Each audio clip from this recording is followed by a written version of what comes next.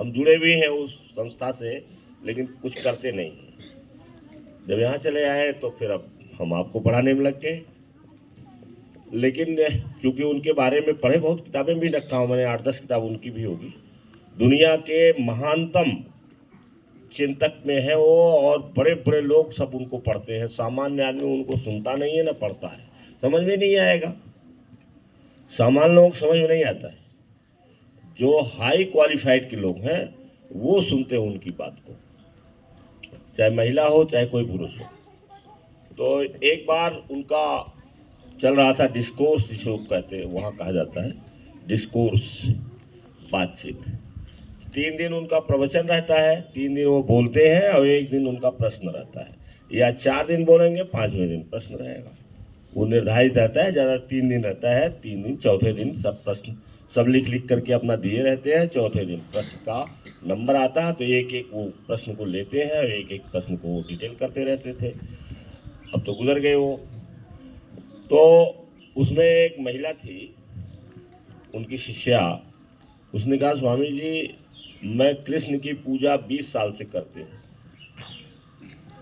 लेकिन मेरे सामने कभी कृष्ण का दर्शन नहीं। तो उन्होंने कहा कि देवी, आपने कृष्ण को पहचाना ही नहीं होगा। आपके पास से कितनी बार कृष्ण गुजर गए होंगे, लेकिन आपने पहचाना नहीं होगा। कृष्ण में गलती नहीं है, गलती आपके पहचानने में है। आप तो उस कृष्ण को ढूंढ रही होंगी जो बंसी बजाता हुआ गोकुल में जमुना नदी किनारे खेलता होगा, सिर पर मुकुट होगा। तो ऐसे कृष्ण को ढूंढ रही होंगी। तो वो कृष्ण तो उस समय थे, इस समय कृष्ण जो है वो दूसरे रूप में भी हो सकते हैं, आपने पहचाना नहीं। तो उसका अर्थ क्या हुआ, वो क्यों उन्होंने ऐसा कहा? उसका कारण था कि आपके सामने से अवसर गुजर जाते हैं, आप पहचान नहीं पाते हो अवसर को। आपके सामने से ही गुजरता है और आप पहचान नहीं पाते हो। अनेक चीजें यहां होती हैं। अगर अफर्मेशन में देख लो तो जितना अफर्मेशन है, अगर आपको याद हो जाए और बड़े हो जाना, तो जब बड़े बड़े लोग किताब पढ़ोगे तो ये सारा चीज उसमें मिलता रहेगा तुम्हें। आप प्रैक्टिस करते हो, आपको याद है, I will appreciate, I will, मैंने कहा विल को हटा दो, पहले मैंने लिख दिया था, अब हम कहते हैं I appreciate. I appreciate everyone who is अनएप्रिशिएटेड।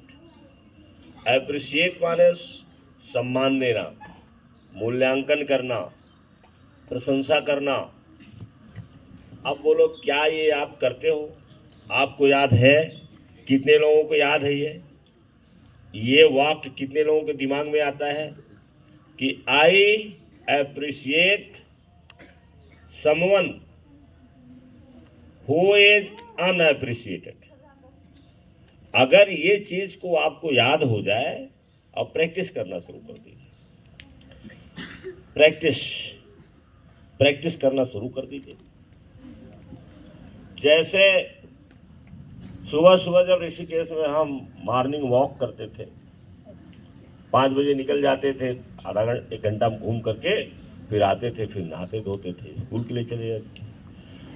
तो उस समय स्वीपर्स जो है वो रात में झाड़ू लगाते, क्योंकि दिन में इतनी भीड़ हो जाती है कि सड़कों पर झाड़ू लगाना ही मुश्किल है। तो रात में ही 2 बजे 3 बजे उठ जाते हैं और सड़कों पर झाड़ू लगाते हैं। बोलिए कितना बड़ा काम है वो। मेरे हिसाब से तो वो लोग जो सो करके उठते हैं, घंटे भर पूजा करते हैं, उनसे ज़्यादा महत्वपूर्ण वो हैं जो रात में उठ करके झाड़ू लगा करके आपके लिए सफाई करते हैं, लेकिन उनको अप्रिशिएट नहीं किया जाता, उनको जो उनसे दूरी बनाई जाती है, उनको अछूत माना जाता है, उनको उनके नज़दीक आप नहीं जाते हैं, आप ही की सफाई करते हैं, आप ही दिन भर गंदगी करते हो और आपकी वो सफाई करते हैं, इसके बाद भी उनको क्या कहते हो कि ये तो भंगी लोग हैं, इनसे दूरी बना के रखते हैं। तो मैं क्या करता था, जब मैंने ये पढ़ा तो मैंने इसका प्रैक्टिस करना शुरू कर दिया, एक्सपेरिमेंट करना शुरू कर दिया। तो जो स्वीपर हमें रास्ते में मिल जाता था झाड़ू लगाते, तो उससे हंस करके और कम से कम इतना तो जरूर कहते थे कि बहुत बहुत धन्यवाद है, ईश्वर आपके ऊपर कृपा करे, आप लोग बहुत अच्छा काम करते हैं, ये बहुत बड़ा काम है। सुबह सुबह उठ जाते हैं, सफाई करते हैं। उसका परिणाम है कि अगर किसी दिन नल पर वो धो रहे हैं, फावड़ा, हाथ, पैर, अगर मैं वहां पहुंच गया तो सब हट जाते थे। पहले कहते थे आप धो लीजिए, और जाने पर उसमें से कई ऐसे थे कि जब रास्ते में मिलते थे हमसे, चलते फिरते बाजार में जाते आते, तो वो मुझसे, मैं नहीं देखता था तब भी बोलते थे कि अरे साहब नमस्कार, तो ये क्या है? अब आप कहोगे इससे क्या मिलता है, तो किससे क्या मिलता है? धन इकट्ठा करने से क्या मिलता है? एक दिन तो मर के चले जाओगे। मिलता तो सारे चीज से सब कुछ, सभी से सब कुछ, कुछ न कुछ मिलता ही है। तो अप्रिशिएट समवन हु इज अनअप्रिशिएटेड, जिसका कोई मूल्यांकन नहीं करता है, जिसको बहुत छोटा लोग समझते हैं, उसको अप्रिशिएट करिए, उसके काम की प्रशंसा करिए। ये एक वाक्य आपको आज मैंने बता दिया तो कुछ याद आ गया, नहीं तो रोज करते रहते हो, लापरवाही से करते हो, कितने को याद ही नहीं है। उसी तरीके से ये कम्युनिकेशन स्किल है। कम्युनिकेशन स्किल ये मैं इसलिए रखा हूं एक दिन पूरा कि जो बच्चे चाहें, सब सारे लोगों को तो एक दिन नहीं हो सकता, लेकिन यह है कि 4-4, 5-5 लोगों का हो सकता है कि नहीं हो सकता। तो आप सीखिए इसको, ये बहुत बहुत बहुत बहुत महत्वपूर्ण चीज है, बहुत ज्यादा महत्वपूर्ण। तो आज जो है टर्न है कम्युनिकेशन स्किल का। हम चाहेंगे कि सबसे पहले अरमान आए, क्योंकि मैंने कहा था कि यू हैव टू स्टार्ट।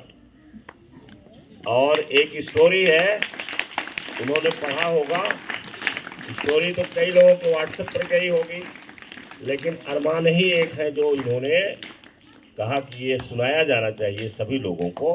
मैंने कहा बस तुम अपने ही स्टार्ट करो, दूसरे के सहारे नहीं रहना चाहिए।